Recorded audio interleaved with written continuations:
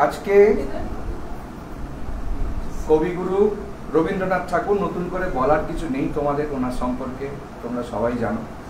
আজকে তার 164তম 164th birth anniversary, জন্মদিবস। বাঙালিদের কাছে এটা শুধু বাঙালি কেন, ভারতবাসীর সবার কাছেই এটা খুব আনন্দের একটা দিন। আমরা প্রত্যেক বছর এই দিনটাকে বিশেষভাবে পালন করি। ওই গঙ্গা জলে গঙ্গা পুজোর মতন ওনারই সব লেখা, ওনারই সব গান, সেইগুলো দিয়েই আমরা ওনার পুজো করি। আমরা যেরকম ঠাকুর পুজো করি সেরকম বাঙালির এবং ভারতবাসীর আর এক প্রাণের ঠাকুর রবীন্দ্রনাথ ঠাকুর। 1861 সালে জন্ম। তাহলে ভেবে দেখো, আজকে 164 বছর বাদেও তাকে নিয়ে আমরা অনুষ্ঠান করছি, তার গান আমরা গাইছি, তার লেখা আমরা পড়ছি, বলছি। তাহলে কতটা দামি ছিল সেই সমস্ত লেখা, গান, ছবি থেকে। ক্লাসরুম গত বছর আমরা অনুষ্ঠান করেছিলাম, এবছর আমাদের আবার সেই অনুষ্ঠানের আর একটা দিন। আর তোমরা সবাই পারফর্ম করবে, যারা পারফর্ম করবে না তারা দেখবে, উৎসাহ দেবে সবাইকে। আর চেষ্টা করো, অনেকেই আমাকে পারফর্ম দিয়েছো তোমরা যারা করবে, তার বাদ দিয়েও যারা পারফর্ম করবে বলে জানাও নি, তারাও যদি পারফর্ম করতে চাও তাহলে আমাকে একটু বলবে, আমরা প্রোগ্রামের মধ্যে মধ্যে তাদের পারফরমেন্সগুলো আমরা অ্যাড করে দেবো, ঠিক আছে? রবীন্দ্রনাথ ঠাকুরকে নিয়ে বিশেষ কিছু আমি বলছি না, কারণ তোমরা প্রত্যেকেই রবীন্দ্রনাথ ঠাকুর সম্পর্কে অনেক কিছুই জানো। আমরা সরাসরি প্রোগ্রামে যাচ্ছি, অনুষ্ঠান শুরু করব। আমাদের উদ্বোধনী সঙ্গীত, প্রথম গান ঐন্দ্রিলা, আমাদের স্টুডেন্ট ঐন্দ্রিলা চট্টোপাধ্যায়, ওর গান দিয়ে আমরা আজকের অনুষ্ঠান শুরু করব। তারপরে আবৃত্তি, নাচ, আরও গান, সব কিছু আমাদের থাকবে।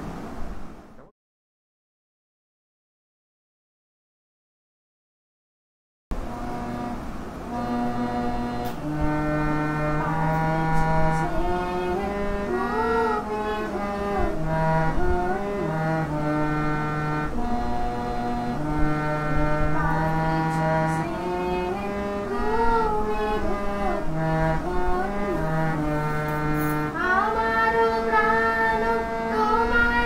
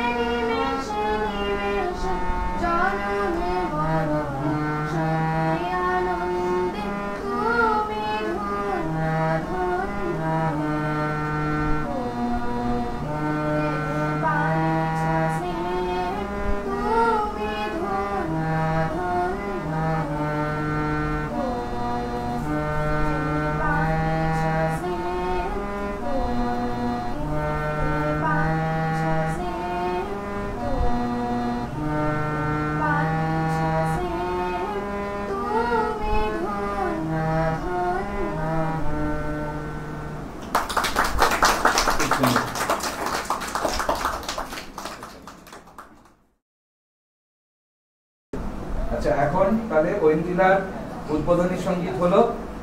এবার দেবাঙ্কিতা হালদার ওর একটা আবৃত্তি প্রশ্ন। নমস্কার। কবিগুরু রবীন্দ্রনাথ ঠাকুরের প্রশ্ন, শিশু কাব্যগ্রন্থ থেকে নেওয়া। মা গো, আমায় ছুটি দিতে বল, সকাল থেকে পড়েছি যে মেলা। এখন আমি তোমার ঘরে বসে পড়বো শুধু পড়া পড়া। তুমি বলছো দুপুর এখন সবে, না হয় যেন সত্যি হলো। একদিনও কি দুপুরবেলা হলো, বিকেল হলো মনে করতে নাই? আমি তো বেশ ভাবতে পারি মনে, সূর্যি ডুবে গেছে মাঠের শেষে। বাপি বুড়ি চুবড়ি করে নিয়ে শাক তুলছে পুকুর ধারে এসে। আদার হলো মাদার গাছের তলা, কালি হয়ে এলো দিঘির জল। হাটের থেকে সবাই এলো ফিরে, মাঠের থেকে এলো চাষির দল।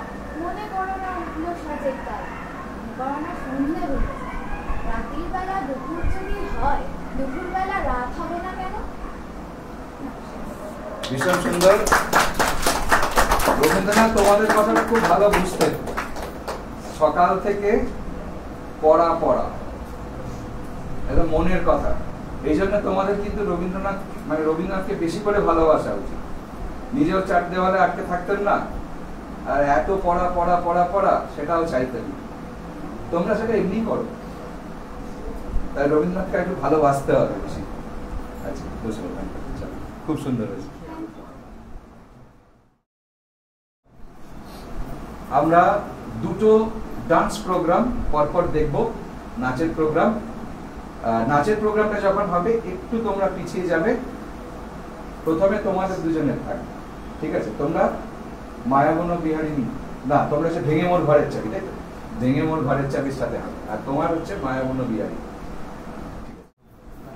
এরপর আমাদের যে নাচের অনুষ্ঠান, দুই বোন, ওরাও নতুন ভর্তি হয়েছে এখানে, দু চার দিন মধ্যে ক্লাস হয়েছে ওদের। আরাধ্যা আর অহনা, একজন ক্লাস 6 আর একজন ক্লাস 3। ভেঙে মোর ঘরের চাবি। এসো, রেডি, স্টার্ট করছি। রেডি?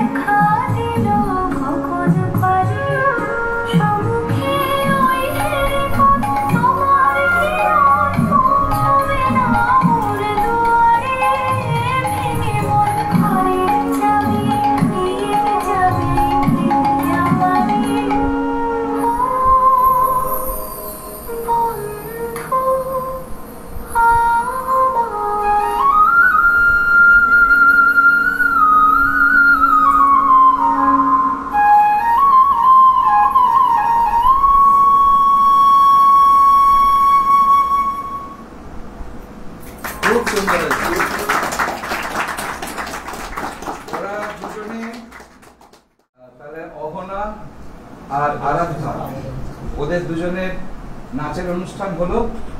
এরপরে আরেকটা নাচের অনুষ্ঠান, রাহিম আমাদের ক্লাস 12-এর ছাত্রী, ওর নাচের অনুষ্ঠান হবে। তারপরে আমরা আবার গানের অনুষ্ঠানে ফিরব। মায়াবন বিহারিণী হরি। এসো।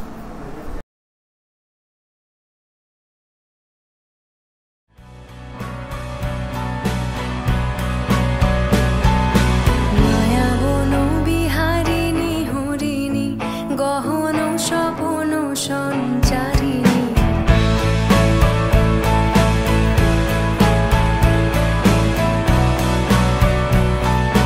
মায়াবন বিহারিণী হরিণী গহন স্বপন সঞ্চারিণী কেন তারে ধরিবারে করিপন অকারণ মায়াবন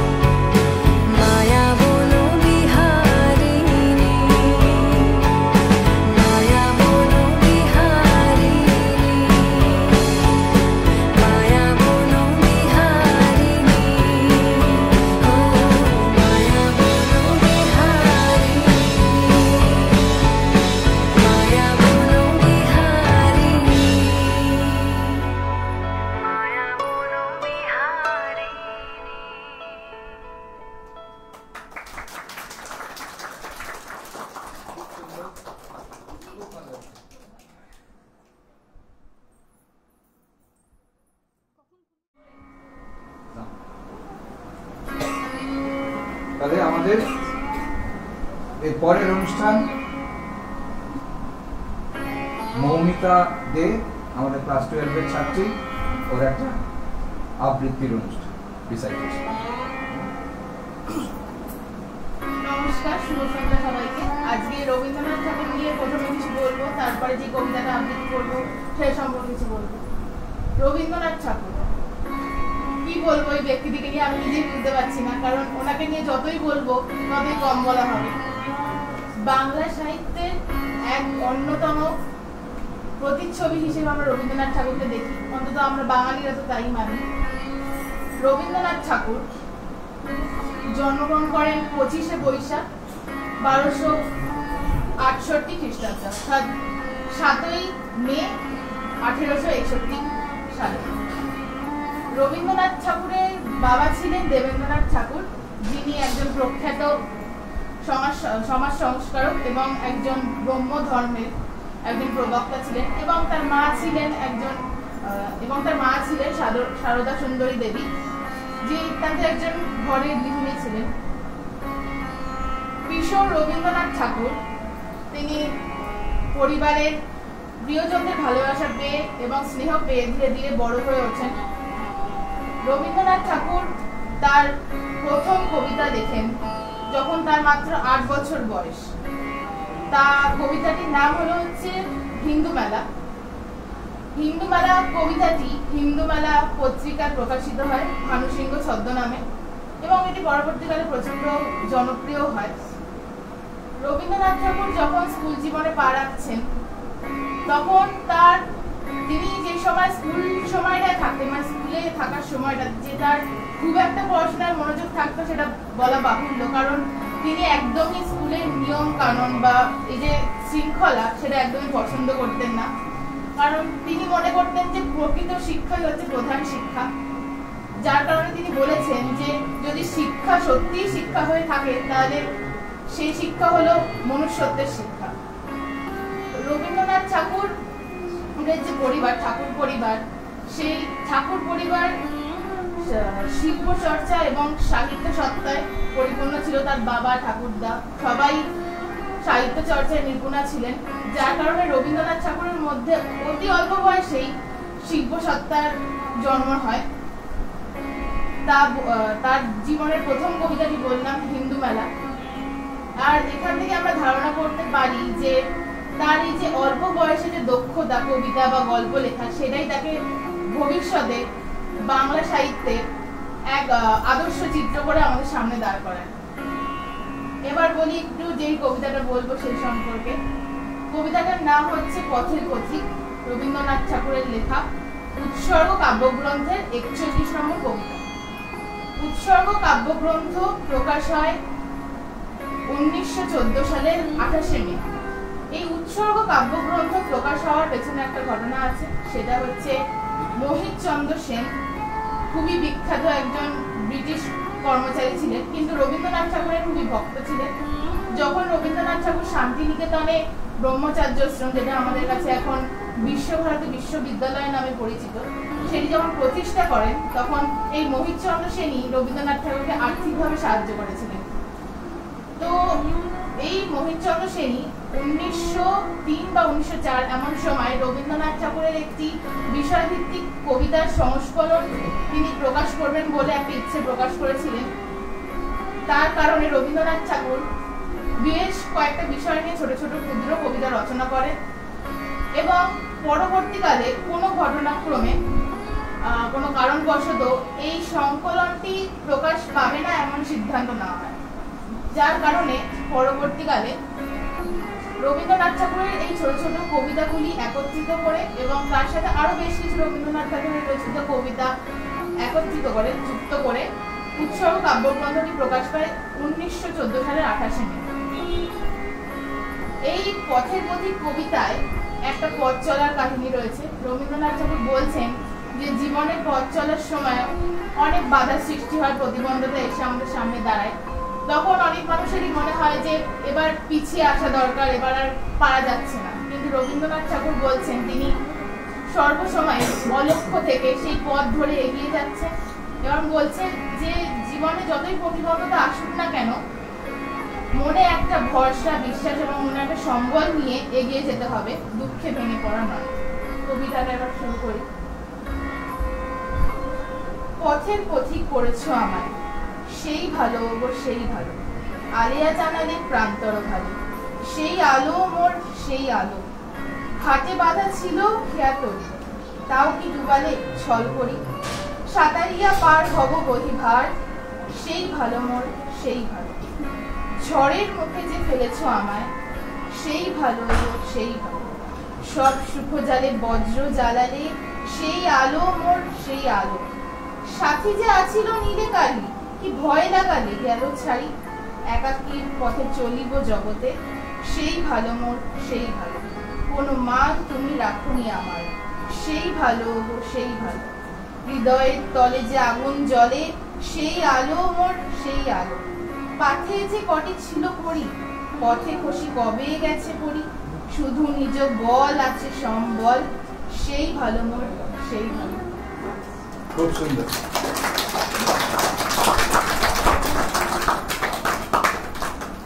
খুব ভালো লাগলো মমিতা, খুব সুন্দর বলেছো। আগামী দিনে আরো এরকম শুনবো, শুধু কবিতা নয়, কবিতার সাথে তার সাথে আনুষঙ্গিক যে বিষয়গুলোকে যুক্ত করেছো সেটাও খুব সুন্দর। আর এরপরে আমরা কারা কারা করছিস, অর্ণব, কৃষাঞ্জিত, সুক্তি, তিনজন। সুক্তি আমাদের অনেক পুরনো স্টুডেন্ট, যখন এই ইনস্টিটিউশন গোরক্ষবাসীতে ছিল সেই সময় ও আমাদের ছাত্রী। ওর বাবা উনি খুব ভালো একজন পেইন্টার, ছবি আঁকেন, খুব সুন্দর ছবি আঁকেন উনি। আমার এই কারণে ভালো লাগে যে সুপ্তিকে আলাদা করে আমার এখানে আসবার জন্য নিমন্ত্রণ করতে হয়। হ্যাঁ, ও নিজে থেকেই রবীন্দ্র জয়ন্তীর প্রোগ্রাম গত বছরও তাই, এবছরও তাই, ও নিজে থেকে উদ্যোগ নিয়ে ও জানে এখানে হবে এবং ওখানে ও করবে, বা এখানে কোনো অনুষ্ঠান হলে সেখানে সুপ্তি আসবে। এটা আমার আলাদা করে তুই আসিস এই কথাটা আমার বলতে হয় না।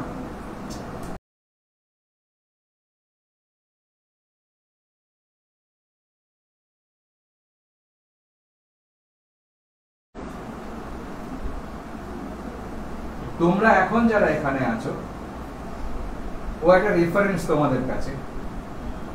আমাদের সামনে আরো একজন ছাত্রী বসে আছে, স্বর্ণা, ও আমাদের পুরনো স্টুডেন্ট, ওকেও আমার আলাদা করে নিমন্ত্রণ করতে হয় না, তুই আসিস। তো তোমাদের সাথেও সম্পর্কটা যেন সেই জায়গায় থাকে যখন তোমরা স্কুলের গণ্ডি পার করে যাবে, কলেজের গণ্ডি পার করে যাবে।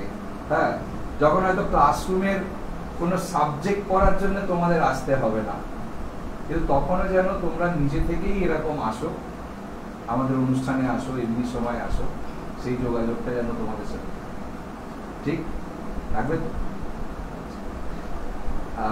এরপর অর্ণব, কৃষাণজিৎ আর সুপ্তি, ওদের একসাথে একটা কোরাস, একটা গানের অনুষ্ঠান।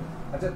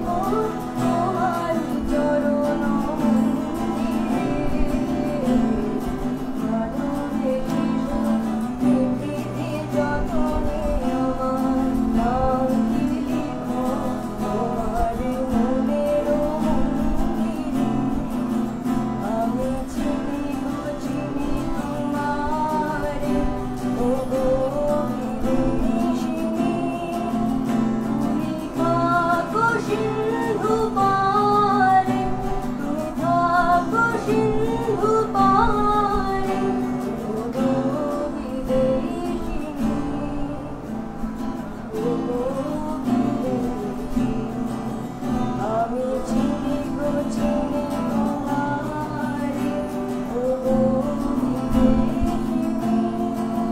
বুঝে মানে না মানা বুঝে মানে না মানা আখি দিলাইলে বলে না না বুঝে মানে না মানা বুঝে মানে না মানা আখি দিলাইলে বলে না না বুঝে মানে না মানা বুঝে মানে না মানা বুঝে মানে না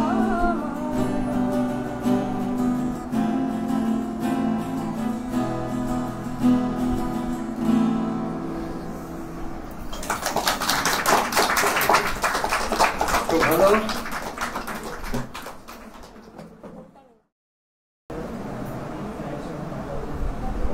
রবীন্দ্রনাথ ঠাকুর,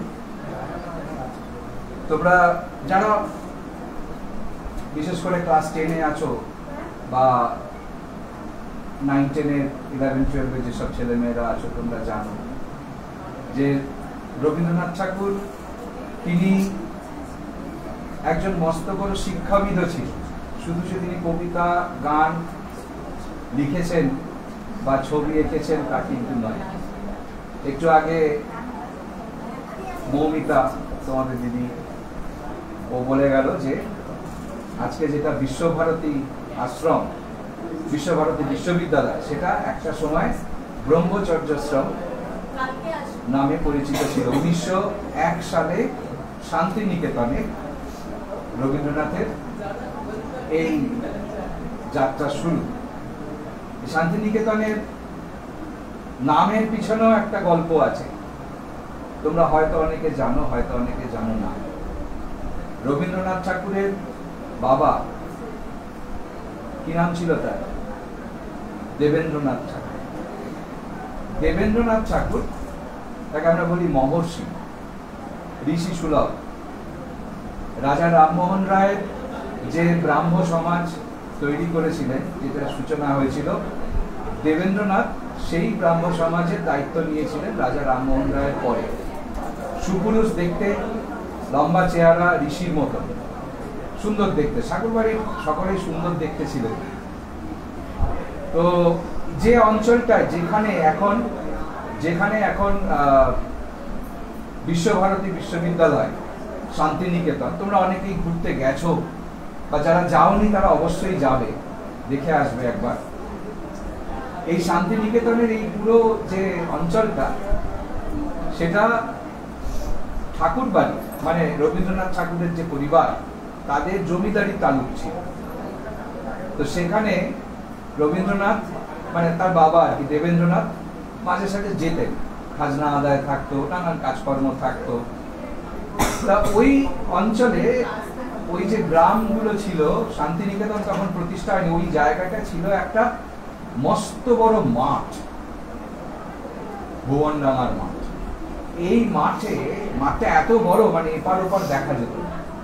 তোমরা শান্তিনিকেতনের আশ্রম যেটা রয়েছে, শান্তিনিকেতনের যে ইউনিভার্সিটি রয়েছে, সেখানে ঢুকলে পরে পুরো অঞ্চলটাকে দেখলে পরে বুঝতে পারবে যে মাঠের পরিমাণটা, তার পরিমাপটা কতটা বড়।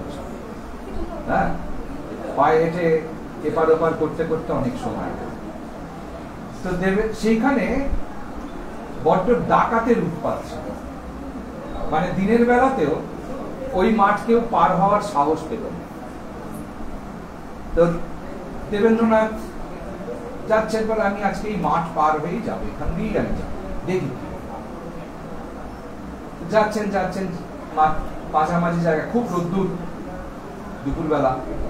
তা মাঝামাঝি জায়গায় একটা ছাতিম গাছ ছিল। তোমরা জানো যে ছাতিম গাছ ছাতার মতন বলেই তাকে ছাতিম গাছ বলা হয়। এত পাতা হয় যে নিচে বড় ছায়া। তো উনি ওখানে বসে তিনি মনে মনে ভাবছেন যে এত সুন্দর জায়গা, এত শান্তির জায়গা, অথচ সবাই বলে এখানে নাকি অশান্তি। তো এই বলে তিনি চোখ বন্ধ করে ধ্যান করতে বসেছেন। আমরা জানি যে ব্রাহ্মণদের তাদের একটা বড় উপাচার হচ্ছে তারা ধ্যান করেন, মেডিটেশন করেন। ওই গাছের তলায় বসেছেন। সেই সময় ডাকাতের দল এসছে তাকে লুট করবে। তার ওই সুপুরুষ চেহারা দেখে আর ওই ধ্যান এবং তার সাথে কিছু প্রার্থনা সঙ্গীত, সেগুলো শুনে সেই ডাকাতরা তার পায়ের সামনে বসে পড়েছে। তারা ডাকাতি করতে পারে। যখন দেবেন্দ্রনাথ চোখ মেলেছেন তখন তারা লুটিয়ে পড়েছে তার পায়ে, যে আমাদের ক্ষমা করুন, আমাদেরকে এই জীবন থেকে বের করে নিয়ে আসুন, আপনি একজন ঋষি। দেখতে ওরকম ছিল, দাড়ি ছিল, সুপুরুষ চেহারা। হ্যাঁ, বলছে আপনি একজন ঋষি সুলভ একজন মানুষ, আমাদেরকে এই অন্যায়, এই অপরাধ আমরা করে চলেছি, পাপ থেকে আমাদের মুক্ত করুন। এই মানুষগুলোকে সাথে নিয়ে দেবেন্দ্রনাথ প্রথম শান্তিনিকেতনে কিছু একটা করবেন এরকম একটা পরিকল্পনা করেন। সেটা তিনি করে উঠতে পারেননি। জমি জমা তো তার জমিদারি তালুকের ছিল, কিছু জমি তিনি কিনে রেখেছিলেন এবং পরবর্তীকালে এই জমিতে রবীন্দ্রনাথ তিনি একটা স্কুল তৈরি করলেন এবং এই জায়গাটার নাম হলো শান্তিনিকেতন। এইখান থেকে অশান্তির শেষ এবং শান্তির শুরু। শান্তিনিকেতন সাধারণত রবিবাবুর স্কুল বলেই বিখ্যাত ছিল। রবীন্দ্রনাথ এটার নাম দিয়েছিলেন ব্রহ্মচর্যাশ্রম, কারণ তোমরা জানো যে বৈদিক যুগে এই ব্রহ্মচর্যাশ্রমটা ছিল আমাদের ফোরফোল্ড সিস্টেমের যে 4 রকমের যে প্রথা ছিল, তার প্রথম যেটা ছিল যে গুরু গৃহে গিয়ে পড়াশোনা করা, তাকে বলা হতো ব্রহ্মচর্য। রবীন্দ্রনাথ সেটাকে ফলো করতেন। কেন ফলো করতেন? তার একটা বড় কারণ হচ্ছে রবীন্দ্রনাথ তিনি প্রকৃতির থেকে শিক্ষা নেওয়াটাকে সঠিক উপায় বলে মনে করেন। যারা ক্লাস 10-এ আছো তারা তোমরা হিস্ট্রির চ্যাপ্টারে এটা পাবে, যারা অলরেডি পড়ে এসেছো তারা জানো যে রবীন্দ্রনাথের উপর একটা অংশ আমাদের ইতিহাসে পড়তে হয় ক্লাস 10-এ, সেখানে এটা আলোচনা করা আছে যে প্রকৃতি থেকে সরাসরি যে শিক্ষাটা নেওয়া যায়। যে কারণে যখন শান্তিনিকেতন তৈরি হয়েছে, ইভেন এখনো তাদের বিল্ডিং আছে, সবকিছুই আছে, কিন্তু শীতকালে বসন্তকালে বিভিন্ন সময় তারা কিন্তু গাছের তলায় বসে প্রকৃতির মাঝখানে তারা ক্লাস করে, বা বিভিন্ন ঋতুতে যে ধরনের ফল হয়, ফুল হয়, সেগুলোকে নিয়ে তারা এক্সিবিশন করে, তারা সেগুলোকে নিয়ে চর্চা। অর্থাৎ প্রকৃতির মাঝখান থেকে তিনি সবকিছুকে নিতেন এবং সেখান থেকেই তিনি শিখতেন। অনেকে বলেন, তোমাদের অনেকের ধারণা যে রবীন্দ্রনাথ স্কুলে পড়েননি। এটা তোমাদের অনেকের ধারণা যে রবীন্দ্রনাথ স্কুলে পড়েননি। কথাটা হচ্ছে রবীন্দ্রনাথকে পড়ানোর মতন স্কুল তৈরি হয়নি। রবীন্দ্রনাথের যে চেতনা ছিল, রবীন্দ্রনাথের যে ভাবনা ছিল, যে দর্শন ছিল, যে ফিলসফি ছিল, সেইটাকে সাপোর্ট দেওয়ার মতন কোন স্কুল সেই সময় বাংলায় ছিল না, ভারতবর্ষে ছিল না। লন্ডন ইউনিভার্সিটিতেও তাকে পাঠানো হয়েছিল, সেখানেও তিনি ইয়েটসের ক্লাস 2-1টা করতেন ইংরেজি সাহিত্যের, তারপর ছেড়ে দিয়ে চলে এসেছিলেন। প্রথাগত শিক্ষা তার নেই। কিন্তু ভাবো, যে লোকটা গান আর কবিতা মিলিয়ে 36,000 লিখে ফেলল এবং প্রায় 30,000-এর উপরে ছবি আঁকলেন, যা আমরা সারা জীবনে পড়ে শেষ করতে পারি না, তিনি লিখে ফেললেন, সুর দিলেন। এটা স্কুলের গণ্ডিতে আটকে থেকে হয়, তাই তো? আজকে আমি তোমাদেরকে একটা কবিতা বলবো, যেটা আমারই লেখা। আজকে হয়তো তোমরা অনেকে স্টেটাসে দেখেছো, সেটা একটা কবিতা। আমি সেই কবিতাটা বলবো না, আর একটা কবিতা তোমাদের বলবো। রবীন্দ্রনাথকে নিয়ে লিখতে গেলে পরে এই যে রবীন্দ্রনাথের আটকে থাকা এবং আমরা আটকে না থাকার মানসিকতা এবং আমাদের আটকে থাকা, এই জায়গাটাই আমার বারবার আসে। আজকে যে কবিতাটা আমি দেখতেছি তোমাদের ইনস্টিটিউটের গ্রুপেও দিয়েছি, সেটা তোমরা সবাই আজকে পড়ে নিতে পারবে, সেই জন্য সেই কবিতাটা আমি আর এখানে বলছি না। রবীন্দ্রনাথ তিনি সবসময় একটা কথা বলেছেন যে আমি তোমাদেরই লোক, মোর নাম এই বলে খ্যাত হোক, আমি তোমাদেরই লোক। এটা রবীন্দ্রনাথেরই লেখা। আমি আজকে যে কবিতাটা বলবো সেই কবিতাটার নাম আমি তোমাদেরই লোক। একটু ঘুরিয়ে আমি বলেছি, তুমি আমাদেরই লোক। কবিতার নাম তুমি আমাদেরই লোক।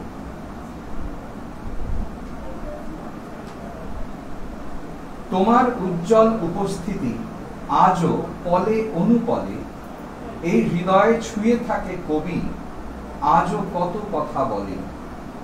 এখনো সূর্য ওঠে ভোরে, প্রতিদিন তোমার কিরণ এক বুক সমুদ্র জুড়ে তোলে ঢেউ, তোলে শিহরণ। তোমার মুগ্ধতার বাণী এই মনে অক্ষর বনে, শহরের অজস্র ভিড়ে মেঠো পথে সবুজের কোণে।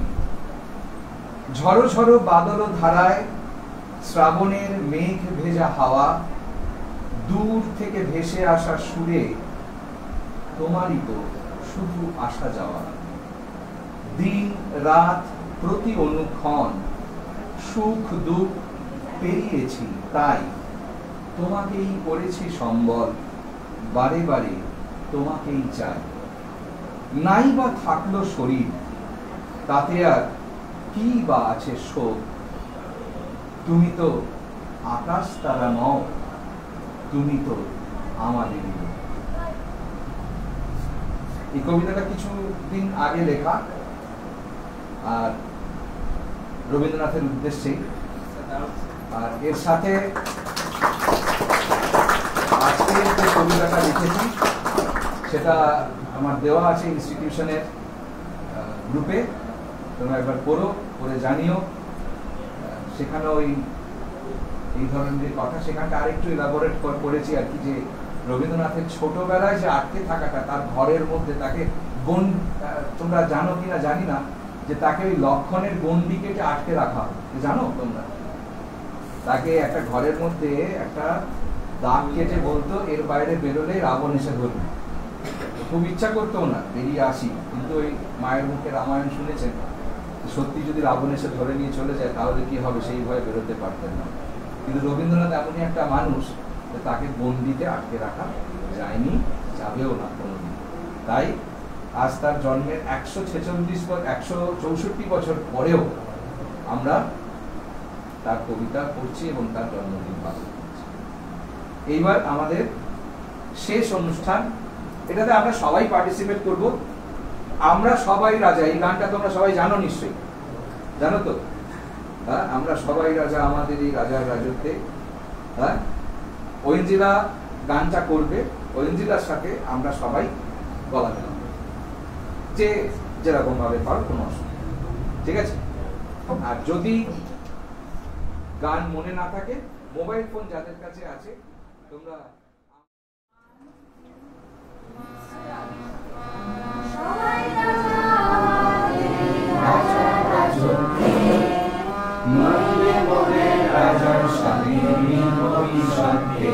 আমরা সবাই রাজা, আমরা সবাই রাজা আমাদের এই রাজার রাজত্বে, নইলে মোরে রাজার সনে মিলব কি সত্যে, আমরা সবাই রাজা। যা খুশি তাই করি তবু তার খুশিতেই চলি, আমরা যা খুশি তাই করি তবু তার খুশিতেই চলি।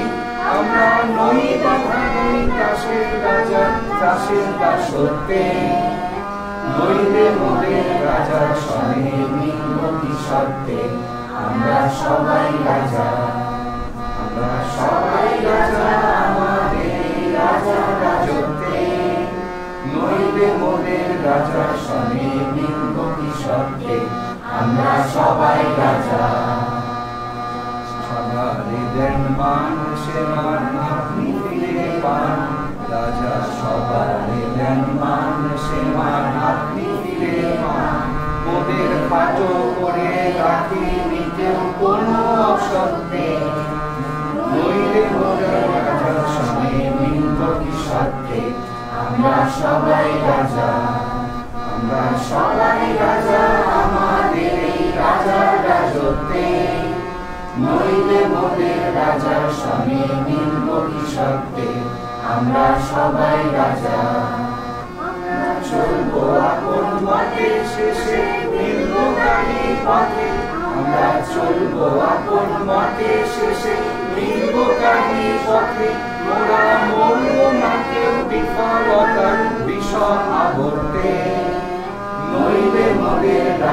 শনে মিলব কি সত্যে আমরা সবাই রাজা, আমরা সবাই রাজা আমাদের এই রাজার রাজত্বে, নইলে মোদের রাজার শনে মিলব কি সত্যে আমরা সবাই রাজা, আমরা সবাই রাজা, আমরা সবাই রাজা।